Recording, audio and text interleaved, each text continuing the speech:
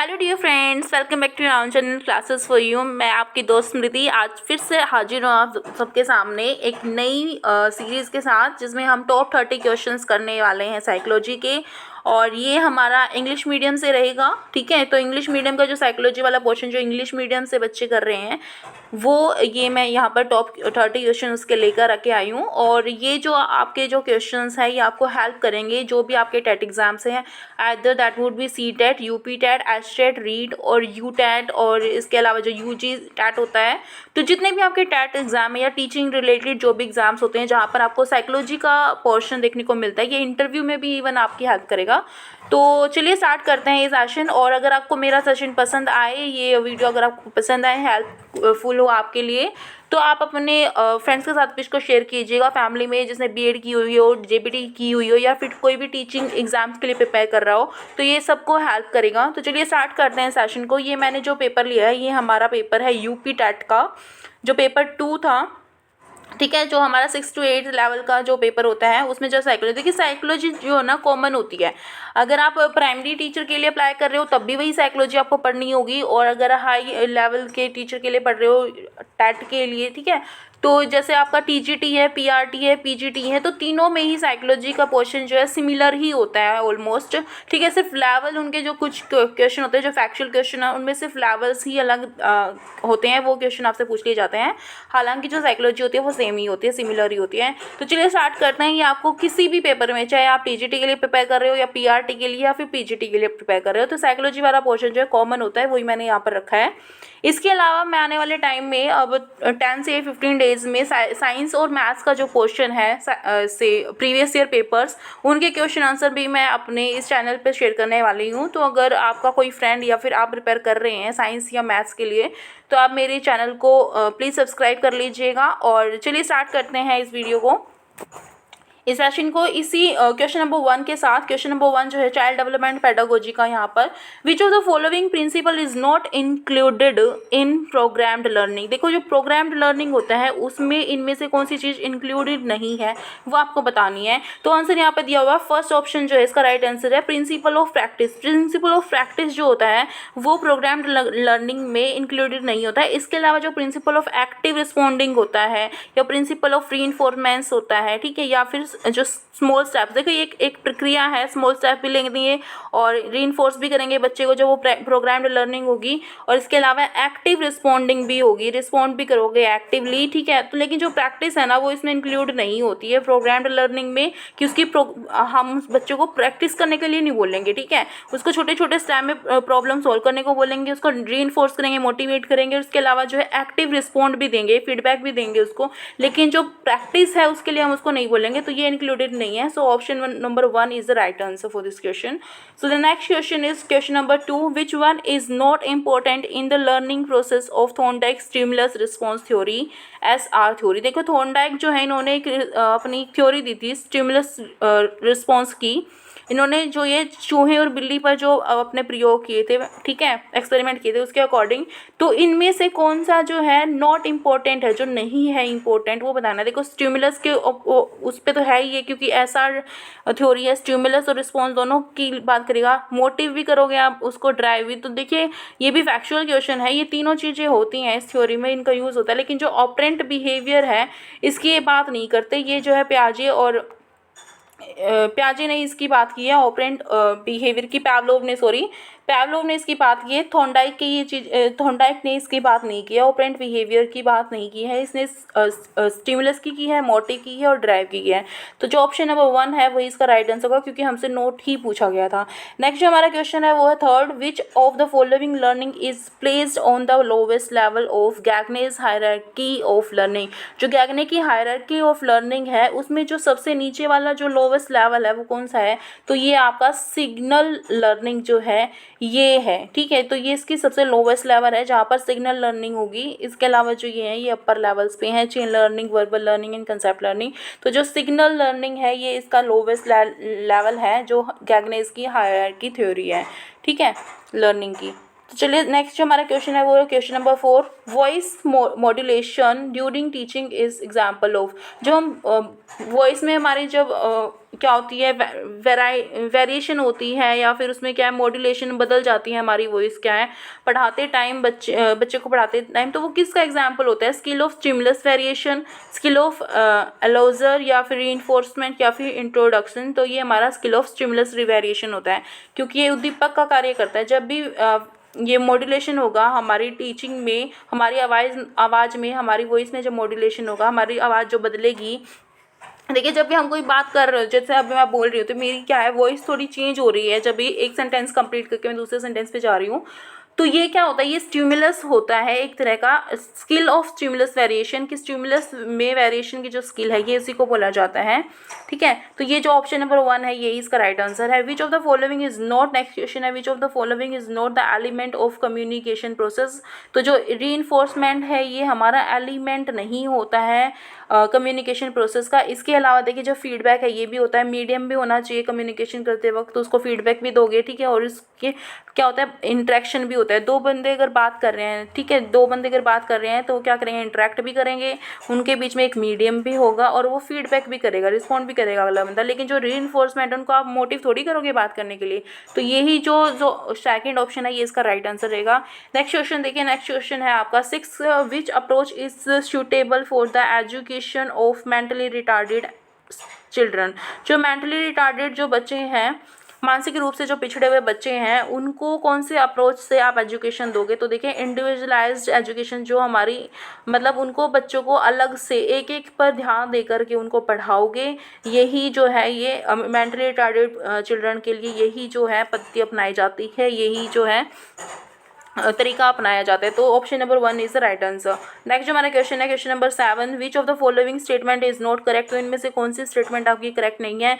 Learning is a process of behavioural change, जो learning होती है वो हमारे व्यवहार में चेंज होता है। या education is a goal oriented process, जो एजुकेशन होती है वो एक गोल ओरिएंटेड होता है, एक गोल को लेकर के चलती है।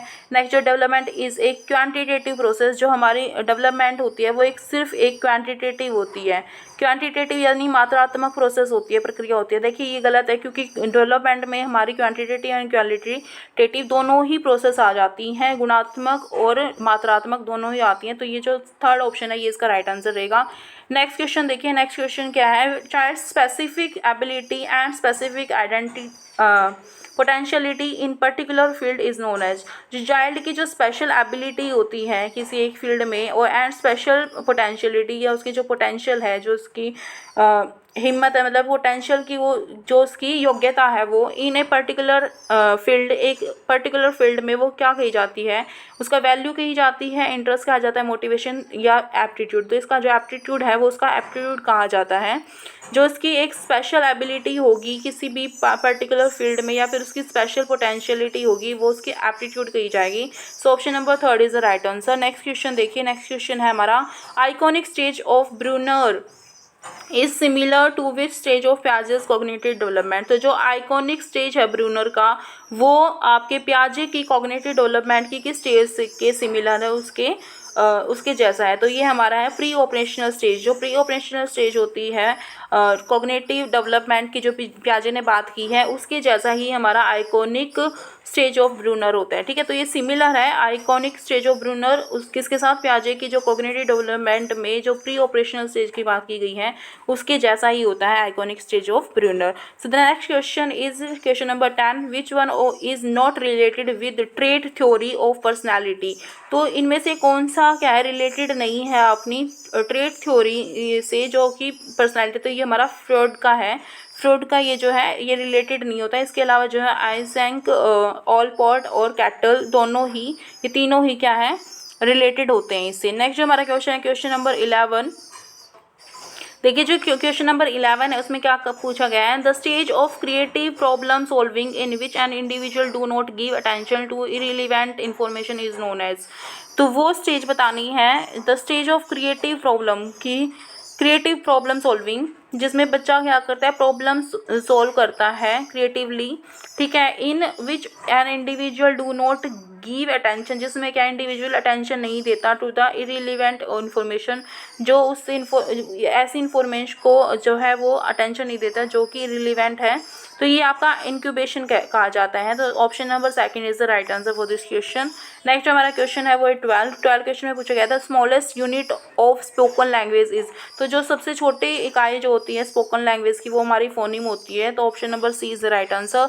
नेक्स्ट हमारा क्वेश्चन है from which of the following questions creative thinking can be best predicted, तो किस में से जो आपको दिया गया है किसमें से किस क्वेश्चन से जो है आपकी क्रिएटिव थिंकिंग को अच्छे से आप प्रेडिक्ट कर सकते हो, जान सकते हो, अनुमान लगा सकते हो कि किस बच्चे में आपकी क्रिएटिविटी है। तो कुछ क्वेश्चन किस तरह के क्वेश्चन से आपको पता लगेगा कि बच्चा आपका क्रिएटिव है, तो देखिए हु कैन आंसर इट ये पूछोगे आप उससे, या what can be different ways to solve it, तो देखिए यही रहेगा क्योंकि वो क्या होगा डाइवर्जेंट थिंकिंग कर पाएगा, ठीक है, हर दिशा में वो क्या सॉल्यूशन ढूंढने की कोशिश करेगा कि what can be different ways to solve it, तो क्या क्या तरीके हो सकते हैं। अगर आप उनसे अलग अलग तरीके के बारे में पूछोगे तो उसकी डाइवर्जेंट थिंकिंग होगी, वो हर दिशा में देखेगा सोचेगा, तो वही उसका क्रिएटिव उसको तभी कहा जाएगा। नेक्स्ट जो हमारा क्वेश्चन है 14 में माइक्रो टीचिंग इज, तो माइक्रो टीचिंग क्या होती है, हमारी स्केल डाउन टीचिंग होती है।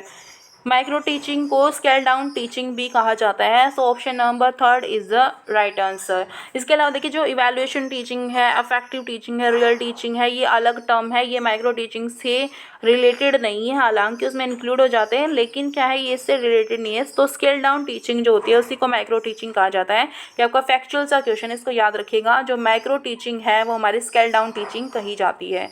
नेक्स्ट जो हमारा क्वेश्चन है विच मैच द फॉलोइंग, इसको क्या करना है, मैच करना है आपको, कुछ लिस्ट दी गई है। देखिए ये आंसर आपको बताया गया, होल जो है ये हमारे ड्राइव रिडक्शन थ्योरी से रिलेटेड हैं, मैकडगल जो है इन्होंने इनसाइट थ्योरी ये इनसे रिलेटेड है, फ्रॉड जो है हमारी साइको एनालिटिकल थ्योरी से रिलेटेड है, ये याद रखिएगा, ये फैक्चुअल है। मैस्लो जो है हमारे नीड की थ्योरी से रिलेटेड है।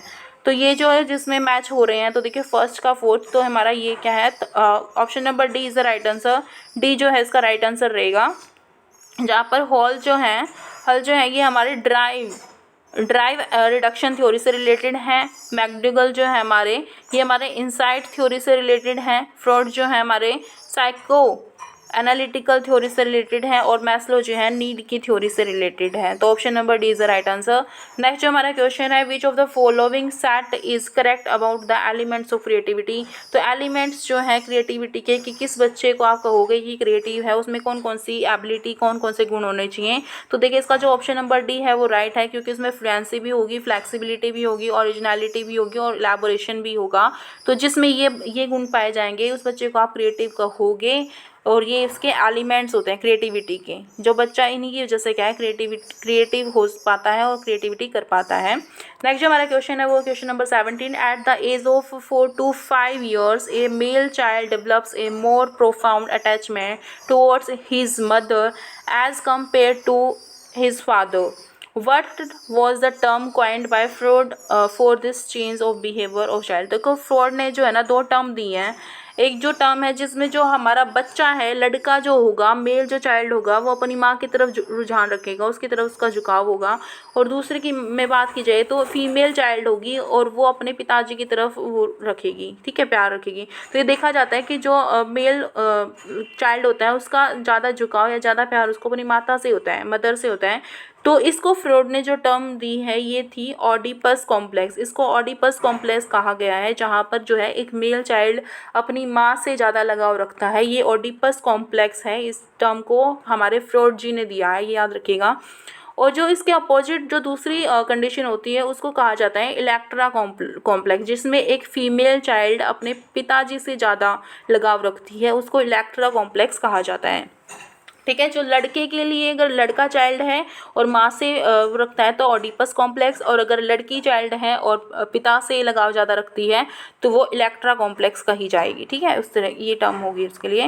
नेक्स्ट जो हमारा क्वेश्चन है वो है 18th, which one of the following is not included in the Thorndike secondary laws of learning, तो इनमें से कौन सा थॉर्नडाइक के सेकेंडरी लॉज ऑफ लर्निंग है उसमें इंक्लूड नहीं होता है।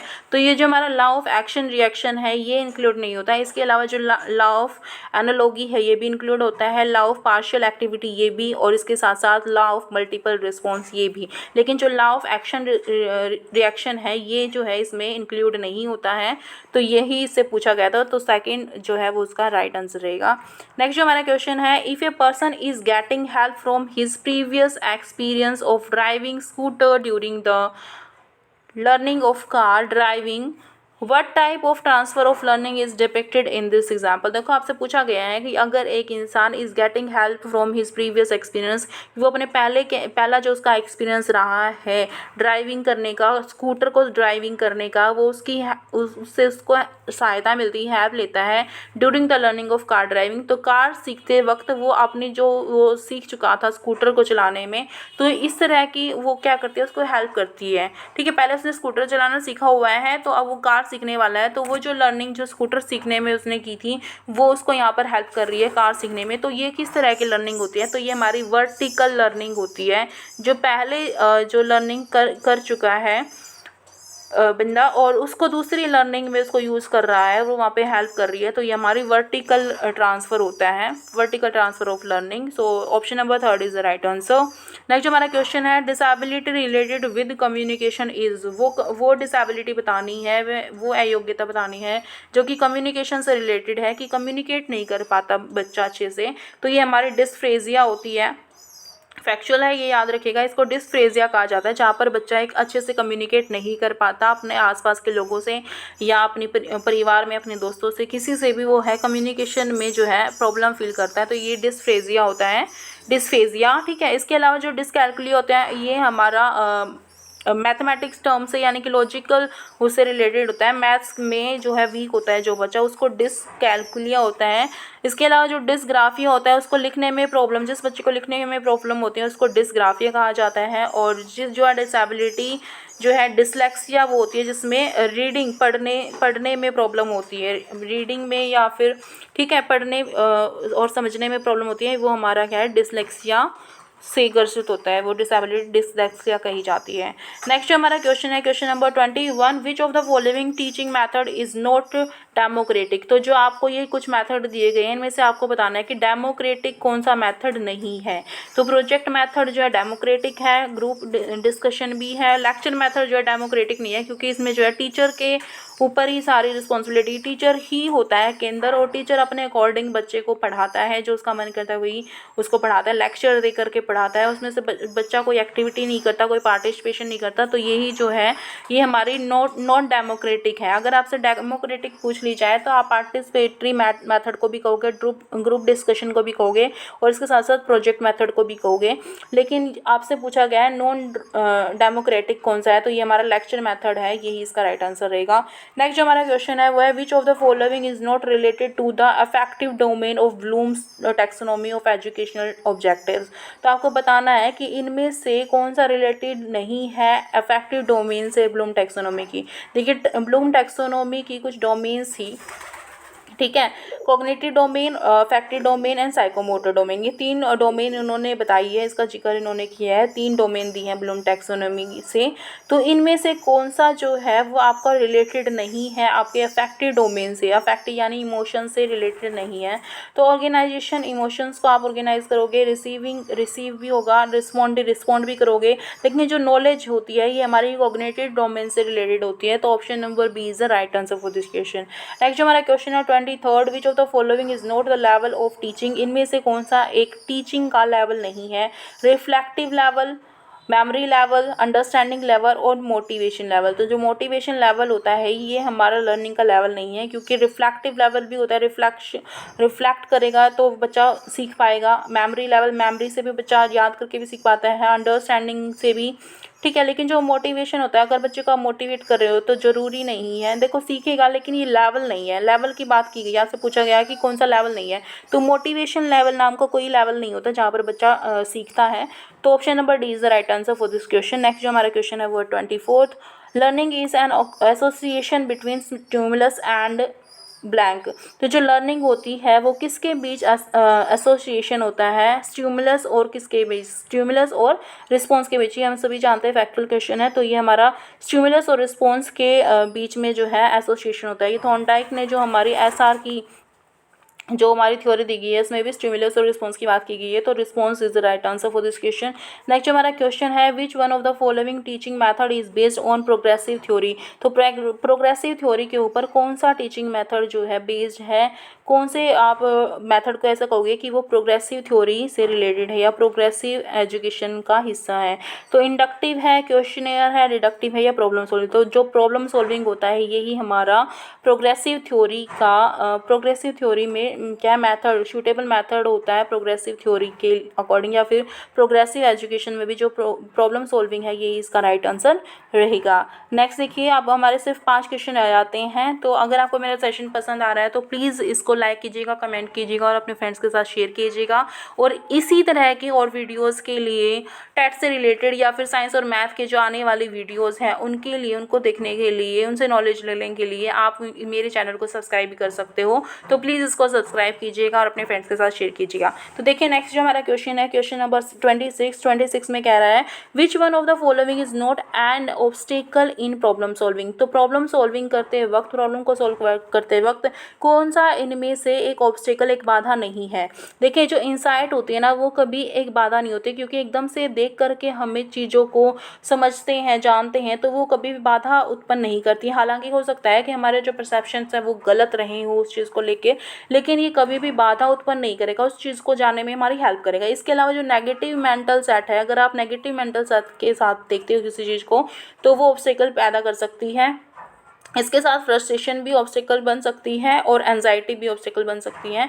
तो हमें बेस्ट ऑप्शन जो चूज़ करना था वो हमारा इंसाइट रहेगा, क्योंकि इंसाइट कभी भी हमें ऑब्स्टेकल के रूप में नहीं मिलेगी जब भी हम प्रॉब्लम को सॉल्व कर रहे होंगे। ठीक है, तो option number 1 is the right answer for this question. Next हमारा क्वेश्चन है question number 27, which one of the following is an emotion. तो इनमें से कौन सा एक इमोशन है। देखिए स्टिमुलस हमें पता है बाहरी वो होता है ये, ठीक है, तो ये क्या है, एक इमोशन नहीं है। अटेंशन जो है ये भी एक इमोशन नहीं है, मेमोरी भी नहीं है। जो अम्यूज़मेंट जो होता है ये हमारा एक इमोशन होता है, इसको याद रखिएगा। अम्यूज़मेंट जो होता है ये एक इमोशन होता है। ठीक है, इमोशंस आपसे पूछा गया है कि कौन सा एक इमोशन है, तो जो हमारा अम्यूज़मेंट है ये हमारा इमोशन है। ये मोस्ट इंपॉर्टेंट क्वेश्चन है भाई, इसको याद रखना। अम्यूज़मेंट एक हमारा इमोशन है। So option number C is the right answer for this question. Next जो हमारा क्वेश्चन है वो है 28 क्या कह रहा है, who is basically linked with FIACS। तो FIACS जो है ये जो टर्म है इसके साथ कौन हमारे रिलेटेड हैं, तो ये फ्लैंडर जो F जो वो टर्म फर्स्ट लेटर है जो इन्हीं के नाम से है, तो ये फ्लैंडर जो है इससे रिलेटेड है। 28 का जो आंसर रहेगा वो आपका रहेगा ऑप्शन नंबर सी। और जो इसकी जो टर्म है ये FIACS, ठीक है, ये आप याद रखिएगा। इसमें जो F जो फर्स्ट लेटर है ये फ्लैंडर के नाम से ही है। फ्लैंडर जो ये इन्होंने पूरी एक टर्म दी थी, ये तो जो टर्म दी थी ये फ्लैंडर के नाम से ही पड़ी है, और जो इसका फर्स्ट लेटर जो है वो F से स्टार्ट होता है। देखिए जो टर्म है, कंप्लीट जो टर्म है इसको कहा जाता है फ्लैंडर की जो ये टर्म दी गई थी, एक सेकेंड, फ्लैंडर की ये टर्म थी जो ये स्टैंड करती थी, जैसे फ्लैंडर्स इंटरेक्शन, F से फ्लैंडर, I से इंटरेक्शन, A से जो है एनालिसिस था, और C से कैटेगरी और सिस्टम। तो ये था फ्लैंडर का जो हमारा आइडेंटिफिकेशन का इंटरेक्शन का Flanders interaction analysis category system. ठीक है, तो ये FIACS के अगर आपसे फुल फॉर्म पूछ ली जाए तो ये आपकी जो फुल फॉर्म है वो हमारी रहेगी Flanders interaction analysis category system. ठीक है, फ्लैंडर इंटरेक्शन एनालिसिस और कैटेगरी सिस्टम। अगर आपको मिस्टेक लग रही है मेरी इस टर्म में तो आप मुझे प्लीज़ कमेंट करके बताइएगा। मेरे ख्याल से यही इसकी फुल फॉर्म है, फ्लैंडर्स इंटरेक्शन, जो फ्लैंडर का जो इंटरेक्शन का एनालिसिस कैटेगरी सिस्टम है यही इसकी बात की गई थी, ये इन्होंने की थी, फ्लैंडर जी ने की थी। तो जो ऑप्शन नंबर सी है वही इसका राइट आंसर रहेगा 28 का। नेक्स्ट जो हमारा क्वेश्चन है 29, विच of the following statement is not correct regarding questioning skill. तो क्वेश्चनिंग जो स्किल है, ठीक है, उसके रिगार्डिंग कौन सी स्टेटमेंट जो है वो करेक्ट करेक्ट नहीं है, नहीं के बारे में पूछा है तो नेगेटिव इसका आंसर रहेगा। Using encouraging method while questioning, तो एनकरेजिंग मेथड्स को आप यूज़ करोगे क्वेश्चनिंग के टाइम पे, ठीक बात है। Develop sensitivity towards listening, listening के प्रति आप सेंसिटिव बनाओगे, ठीक है। Increasing the number of questions yes and no, देखिए येस और नो जो होता है ये सिर्फ एक फैक्चुअल हो गया, ठीक है, लेकिन हमें क्या करना है, क्वेश्चनिंग स्किल इम्प्रूव करनी है बच्चों में, तो येस और नो का नहीं करेंगे हम, तो यही इसका ऑप्शन रहेगा, क्योंकि हमें गलत को ही ढूंढना था। नोट की बात की जा रही थी, तो नोट की जो जितने भी हमारे क्वेश्चन ऐसे पूछे जाएंगे आपसे जिसमें नोट पूछा जाएगा, तो वहाँ पर जनरली जितने भी हमारे नेगेटिव टर्म होंगे वही उसका राइट आंसर होगा। तो option number C is the right answer for this question. Next जो है हमारा लास्ट जो हमारा क्वेश्चन है ये है question number 30, which of the following is projective technique of personality measurement, तो इनमें से कौन सी एक प्रोजेक्टिव की टेक्निक है पर्सनालिटी मेजरमेंट के लिए। तो देखिए इंटरव्यू पर्सनालिटी मेजर करता है, रेटिंग स्केल करता है, ऑब्जर्वेशन करता है, या फिर थीमेटिक आपका एप्रिशिएशन टेस्ट। तो देखिए जो ये थीमेटिक एप्रिशिएशन टेस्ट होता है यही एक प्रोजेक्टिव टेक्निक होती है पर्सनैलिटी मेजरमेंट की, इसी से पर्सनैलिटी मेज़र की जाती है, किस रूप में, प्रोजेक्टिव टेक्निक होती है ये, राइट। तो देखिए फ्रेंड्स ये हमारे कुछ 30 क्वेश्चन थे जो मैंने पेपर लिया था, यहाँ पर ये पेपर लिया था यूपी टेट का। तो इसी तरह के जो हमारे देखिए जो प्रीवियस ईयर पेपर होते हैं चाहे वो किसी भी टेट के क्यों ना हो, वो हमें हर एक टेट में हेल्प करते हैं, चाहे हम डीट के लिए जा रहे हैं, सी टेट के लिए जा रहे हैं, यूपी टेट के लिए जा रहे हैं, एच टेट के लिए जा रहे हैं, या इसके अलावा जितने भी हमारे टेट एग्ज़ाम है या टीचिंग एग्ज़ाम्स हैं, ठीक है, तो उसमें क्या करते हैं ये हमें सारे ही पेपर जो प्रीवियस ईयर पेपर हैं वो हमें हेल्प करते हैं, वहाँ से हमें एक आइडिया मिल जाता है, आइडिया भी मिल जाता है। और कभी ऐसा भी होता है कि यही क्वेश्चंस जो है रिपीटेड फॉर्म में आते हैं, हमें क्वेश्चन पेपर में हमें देखने को मिलते हैं जो भी टेट के एग्ज़ाम्स होते हैं। तो इससे ज़्यादा बेनिफिट लेने के लिए आप मेरे चैनल को प्लीज़ लाइक कीजिएगा, कमेंट कीजिएगा और शेयर कीजिएगा अपने फ्रेंड्स के साथ, और मेरे चैनल को सब्सक्राइब कर लीजिएगा। अपने फ्रेंड्स को भी कहिएगा कि वो भी इसको सब्सक्राइब करें और यहाँ से ज़्यादा बेनिफिट उठाएं। Thank you so much, thanks for watching, thank you so much.